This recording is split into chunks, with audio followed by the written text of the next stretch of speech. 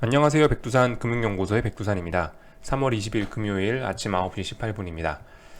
어제 미국은 괜찮았어요. 어제 미국은 뭐 반등에 대한 저점 지지력에 대한 테스트를 건전히 잘 마쳤고 종가상 괜찮았습니다.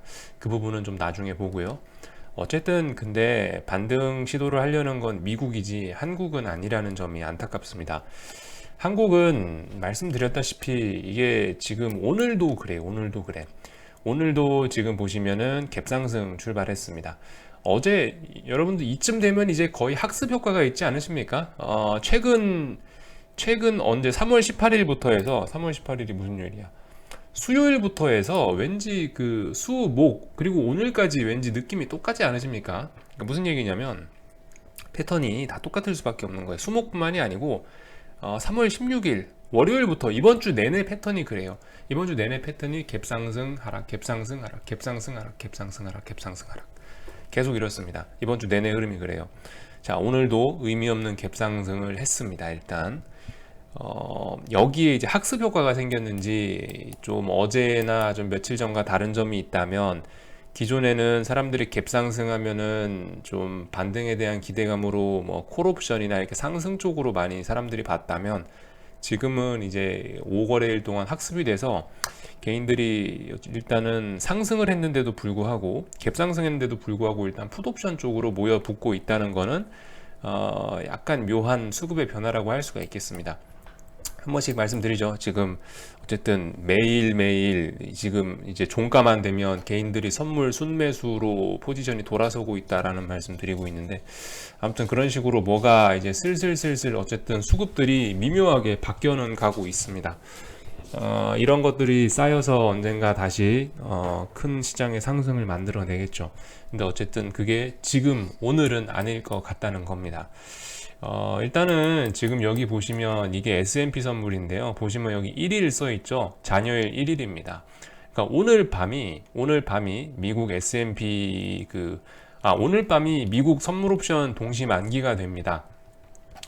우리나라는 지난주였죠. 이게 미국하고 한국하고 이 만기일이 다릅니다. 그래서 어쨌든 우리가 그나마 어떤 반등을 기술적인 측면에서 어떤 반등의 실마리를 찾자고 한다면은 뭐 요런 데서 찾을 수 있지 않을까 싶어요. 오늘 저녁이 만기일입니다. 그래서 일단은 만기일이 있기 때문에 지금까지 투자자들이 구축해 놓은 포지션들 S&P를 위에서 몇십 프로나 밀어버렸잖아요. 단기간에. 그렇기 때문에 그들의 누적된 포지션이 만기일까지는 어쩔 수 없이 가야 되는 그런 것들이 있단 말입니다. 그래서 만기까지는 솔직히 뭐 반등을 힘들다라고 생각할 수 있어도 만기가 끝나고 난다면 이야기가 조금 달라질 수 있겠죠. 어쨌든 뭐 어떤 기술적인 측면에서는 그렇습니다. 기술적인 측면에서는 그런 게 희망을 가질 수가 있을 것 같고 만약에 그 희망이 현실이 되려면은 오늘 뭔가 제가 늘 얘기를 했던 뭐 투매라던가 아니면 뭔가 극적인 걸 오늘 보여줘야지 될 것 같습니다. 그러니까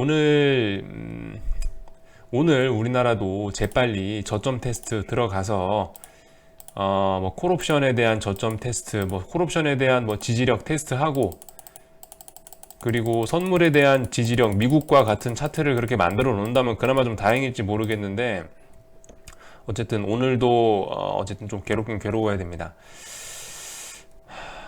저점에 대한 지지력 테스트 하거나 아니면 뭐 투매가 나오거나 이렇게 돼야 될 것 같습니다. 아무튼 한국에 관련된 이야기는 여기 정도 하면 될 것 같고요. 그러니까 통화 수합을 했죠. 어제 밤 10시쯤인가 돼서 통화 수합을 하긴 했는데요. 통화 수합 발표가 나오자마자 유로화가 아래꼬리 달고 쭉 한번 올라갔었는데 결과적으로 장중에 밀렸습니다. 결과적으로 장중에 밀려서 유로화가 저점을 깼다는 얘기죠. 그래서 이게 제가 봤을 때 중요한 것 같아요. 오늘 시장을 만약에 우리나라 시장을 끌어내린다라고 하면 이런 게 어떤 재료가 될 것 같다는 생각이 듭니다.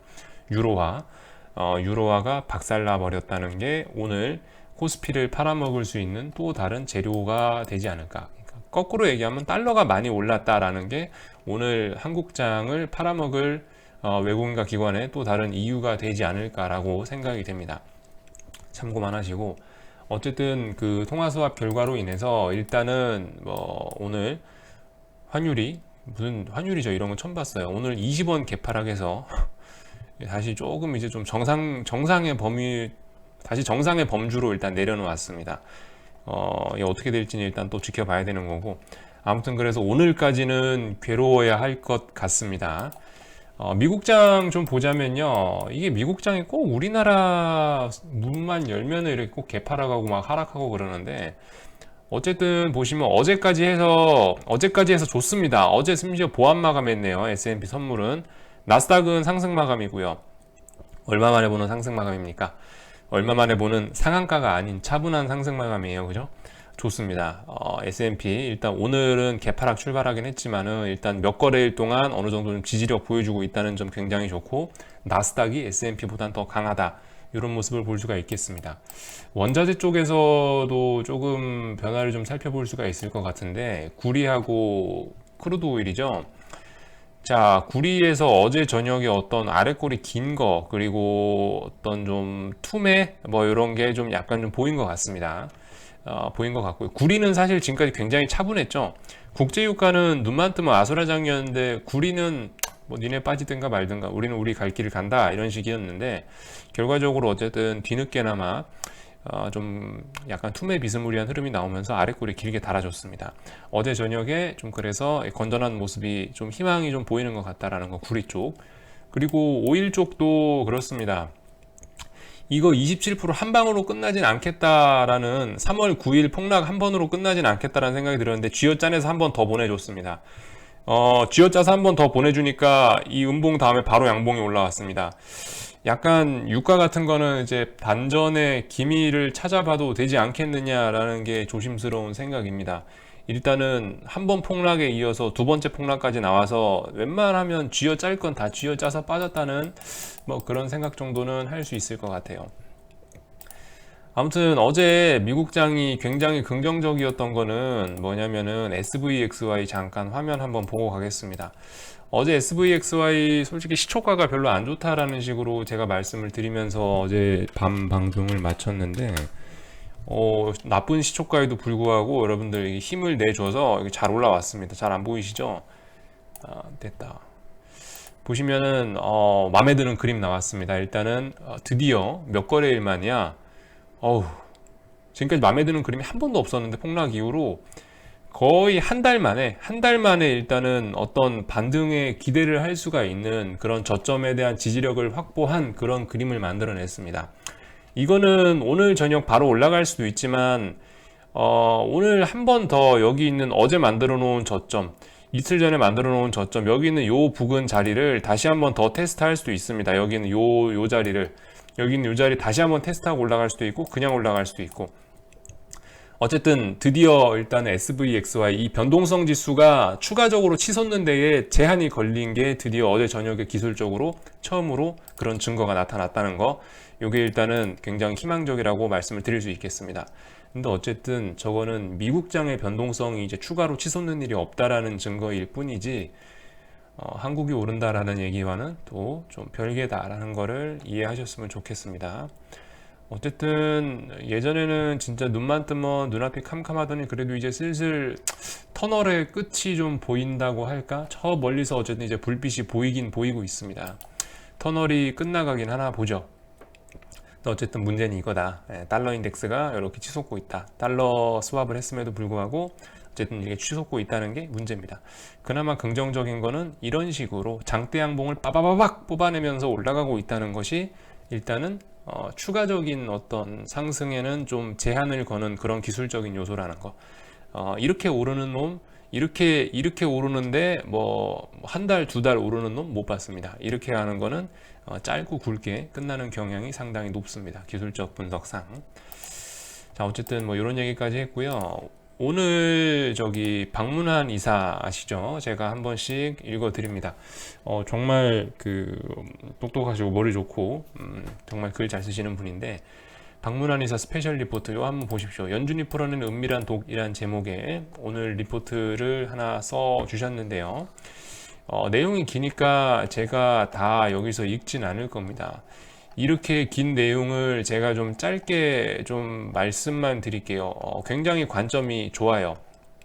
저도 뭐 처음 처음 들어보는 관점이고 시장을 보는 새로운 관점을 또 제시를 해줘서 어쨌든 여러분들께 소개해 드릴 만하다 싶어서 얘기를 좀 해드리자면요. 지금 그러니까 미국 증시가 빠진 거에 대한 분석을 한 건데요. 미국 증시가 한 여기에서 여기 정도쯤, 대충 한 여기 정도쯤까지 빠질 때는 바이러스 리스크와 샌더스 리스크가 있었죠. 제가 말씀드렸죠. 지금 미국 민주당 경선 중이다라고 해서 슈퍼 화요일 어쩌고저쩌고에서 관련된 영상을 올렸던 적이 있습니다. 그래서 당시 이때는 샌더스 리스크와 바이러스 리스크가 시장을 떨어뜨렸다면 이 이후부터는 무엇이 시장을 폭락시켰냐? 바이러스 리스크와 연준발 리스크가 시장을 떨어뜨렸다라고 얘기를 하고 있습니다. 무슨 연준발 리스크냐라고 말씀을 드리자면요. 지금 시장이 뭐 이렇게 추가적으로 폭락한 데의 원인을 제공한 게 연준이라고 표현을 하고 있더라고요. 왜 연준이라고 표현을 하냐면은 얼마 전에 연준 정례 회의도 아니고 일요일 날이었죠. 일요일 날 저녁인가? 갑작스럽게 금리 인하를 150bp를 했습니다. 거의 금융위기 정점에 해당하는 수준으로 금리를 인하한 거죠. 그러면서 제가 그날 드린 말씀이 이제 연준이 사용할 수 있는 카드는 몇 장 남지 않았다. 위기가 어디까지 갈지도 모르는데 일단 자기 보유한 카드를 한 번에 다 소진해버린 것은 어쩌면은 안 좋은 것일 수도 있다라는 말씀을 드렸는데 그와 관련된 부분으로 시장이 많이 자빠졌다라고 얘기를 하더라고요. 연준이 추가적으로 방어를 해줘야 되는데 이제 제 방어 여력이 다 했어 라는 어떤 그런 우려가 뭐 다우지수와 S&P를 끌어내렸다고 그렇게 표현을 하고 있더라고요. 조금 더 그래서 자세히 얘기를 하자면 여러분들 연준의 목적이 뭐냐? 연준의 목적은 물가 안정하고 실업률 관리입니다. 물가 안정과 실업률 관리. 결과적으로 뭐 얘기를 하자면 경제를 안정적으로 잘 굴리는 것이 그게 연준의 목적이라고도 얘기를 할 수 있겠지만 연준의 조금 좀 정치적이고 어떤 뭐 전 세계 정치학적인 측면에서 연준의 역할을 보자면은 연준의 역할은 달러의 패권을 유지하는 것이 달러의 패권을 통화 정책으로 유지시키는 것이 바로 연준의 존재 이유입니다. 그죠? 달러의 패권을 유지시키는 거. 달러의 패권 어떻게 유지시켜야 될까요? 가만 생각해 봅시다. 달러를 여러 사람들이 많이 써줘야겠죠. 전 세계에서 달러를 써줘야 달러의 기축통화적인 파워가 유지가 되는 겁니다. 그죠? 근데 이번 최근에 트럼프의 정책이 어땠습니까? 전 세계에 몰려있는 달러를 전부 다 자국으로 불러들였죠. 미중 무역 분쟁도 했고, 금리 인상도 했고, 뭐 어쨌든 자국 중심주의를 취하면서 그리고 자국 경제만 좋았기도 하고 그래서 전 세계에 있는 달러가 다 미국으로 빨려 들어와서 전 세계적으로 굉장히 어려웠습니다. 몇 년간. 근데 연준이 그래서 샤프슈터 이 아저씨가 얘기하는 거예요. 샤프슈터 박문환 이사 이 아저씨가 얘기를 하는 게 연방준비제도에서 지금 몇 년 동안 미국으로 몰려있는 달러를 전 세계로 풀기 위한 그런 극적인 조치를 지금 하고 있는 것이다 라는 얘기가 있습니다. 금리 인하함으로 인해서 유럽과 미국 간의 채권 가격, 그죠? 채권 메리트를 유럽 쪽에 좀 더 줬고요. 이제 미국 채권을 살 이유는 없어요. 똑같은 제로 금리니까. 그리고 그죠? 이제 신흥국으로 돈이 갈 발판을 깔아줬다라고도 제가 그렇게 표현을 했어요. 그래서 뭐냐면은 연방준비제도는 사실 겉으로는 바이러스 때문에 뭐 금리 인하를 150bp를 했다 뭐 이런 식으로 겉으로는 우리가 알고 있지만 사실 실상으로는 지금까지 트럼프가 미국 내에 모아놓은 달러를 전 세계에 뿌리기 위한 조치를 바이러스를 핑계를 대서 하고 있다라는 게 박문환 이사의 이야기입니다. 그래서 언제 시장이 반등할 수 있겠냐라고 역시 사람들이 물어보겠죠. 이번에 달러 수합을 했는데 이 달러 수합을 통해서 전 세계 정부들이 달러를 연준에서 구워갈 때 그때가 바로 그 증시 반등의 타이밍이 아니겠냐라고 그렇게 표현을 하고 있습니다. 제가 이렇게 말로 표현을 한다고 글의 내용이 조금 왜곡돼서 전달될 수도 있는데 어쨌든 여러분들 이런 건 좀 직접 읽어보시고 대충 무슨 말씀을 드리려는지 아시겠죠? 좀 요약을 하자면은 결과적으로 달러를 풀어내기 위해서 금리 인하를 했다는 겁니다. 달러를 풀어내기 위해서 달러 수합을 한 거고요. 달러를 풀어내기 위해서 바이러스의 공포를 이용해서 금리 인하를 그만큼 안 해도 됐음에도 불구하고 금리 인하를 했다. 그로 인해서 주식시장이 좀 충격을 받고 빠졌다 해도 연준은 달러를 더 풀기 위해서 더 충격적인 조치를 할 수도 있다라는 내용입니다. 무서운 얘기죠. 사실상 저도 같은 생각입니다만 주식시장의 등락은 결과적으로 연준이 만들어내는 거예요. 연준이 추세를 만들어내는 겁니다. 미국 중앙은행이 가자 그럼 가는 거고요. 미국 중앙은행이 그만해 그러면 그만하는 겁니다. 아직 미국 중앙은행이 그만하자라는 사인은 내보내진 않았는데 어쨌든 주식 자체는 일단 굉장히 많이 빠져 있고 어제 방금 말씀드린 것처럼 SVXY를 보면서 말씀드렸다시피 미국 시장의 추가적인 변동성 확대는 이제 어려울 수 있다라는 표현을 드렸죠. 그래서 하여튼 거의 다 와가는 것 같습니다. 거의 다 와가는 것 같아요. 조금만 더 견디면 될 것 같습니다. 오늘 반등하는 거 요거는 일단 믿지 마시고요. 이건 솔직히 큰 의미는 없어 보이고 아무튼 오늘도 개겨 봅시다. 중요한 거는 그래서 제가 박문환 이사 글 보고 달러 인덱스가 치솟은 게 또 오늘 한국 시장 급락의 원인이 될 수도 있겠다라는 표현을 그래서 드린 거고요.